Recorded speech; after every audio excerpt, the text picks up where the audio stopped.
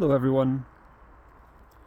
Today I'd like to discuss with you the subject of hatred, and specifically whether or not hatred is good. In a class I had a discussion that was discussing how racial hatred is damaging and harmful. And I raised the question to my colleagues. This discussion makes it seem as if racial hatred is especially heinous. Is it? And they said, of course, racial hatred is especially heinous. And I asked them, the fact that racial hatred is especially heinous seems to imply that some forms of hatred are good or useful. Well, good, let's say. Let's just stick with good, because useful and utility are elements that confound the discussion. But let's just say that hatred is good. And they agreed that, yes, some forms of hatred are good. And to that I inquired, can you give me some examples of hatred that are good? And they gave the example of, well, it is a good thing to hate, for example, terrorists. And I asked them to explain why the hatred of terrorists is good. I can understand why one would fear terrorists and why one might feel anger towards terrorists. I can understand why some people might feel that way towards them. But is that feeling in of itself good? Is it good to hate terrorists? And they explained that yes, it is good to hate terrorists. The reason that it is good to hate terrorists is because it brings about social taboos and systems of society such as a stigma that makes it more difficult for terrorists to thrive and to flourish.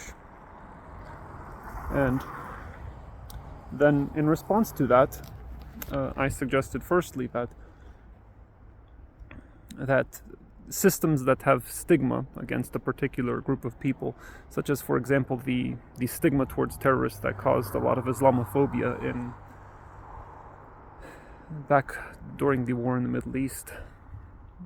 Oftentimes those systems themselves encourage terrorism, and terrorist organizations tend to thrive in environments that are increasingly hostile to them, because that is the nature of terrorism. The nature of terrorism is asymmetrical warfare, usually to combat structural violence. So what you're proposing, this stigma that you want to propose, that's a form of social violence you're trying to impose upon a particular group of people.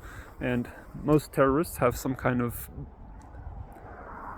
belligerent motive that aligns with various demographic factors. Like, for example, a lot of the Taliban insurgents said that they felt that they were being invaded and that their families were killed and so forth. So in my sociology of food class, we discussed how during the war in the Middle East, how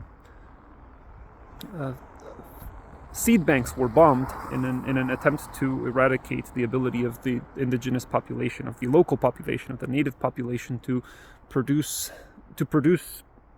grains and other forms of carbohydrates that are able to easily proliferate in that area, and to force dependence upon various engineered crops, and therefore to become more dependent upon the West. And we discussed how that was a form of genocide.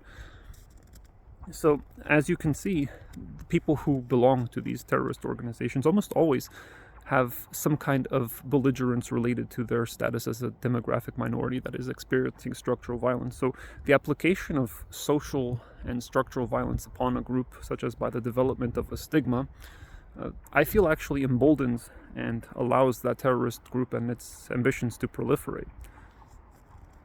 But let's move further than that.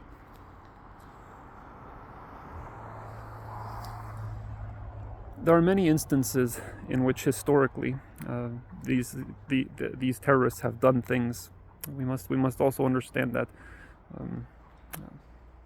there are many instances in history in which terrorists have done things that many people would consider noble. I encourage you to disavow all violence, but our culture in certain instances values acts of personal violence. Like, for example, was not the revolution against Britain or the protest of, or the violent revolts of Native Americans against the colonizers, something that people often portray as righteous or noble. These are all both instances of terrorism, are they not? So I disavow glorifying war and terrorism, and I believe that violence is inherently immoral.